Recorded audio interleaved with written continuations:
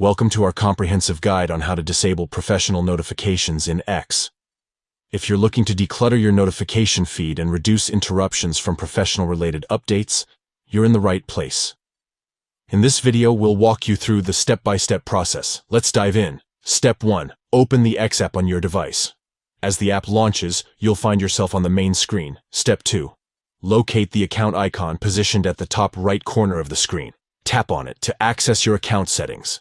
Step 3. In the Account Settings menu, tap on Settings and Support. This action will open a drawer with additional options. Step 4. From the drawer, find and tap on Setting and Privacy. This will take you to a new screen where you can manage various settings. Step 5. On the new screen, tap on Notifications, and then tap on Preferences. This is where you can customize your notification preferences. Step 6.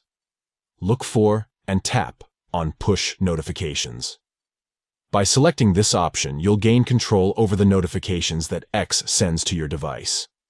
Step 7. Finally, disable professional notifications by either toggling the switch or selecting the appropriate option. This will turn off notifications specifically related to professional updates. Congratulations! You have successfully disabled professional notifications in X, allowing you to focus on what truly matters to you.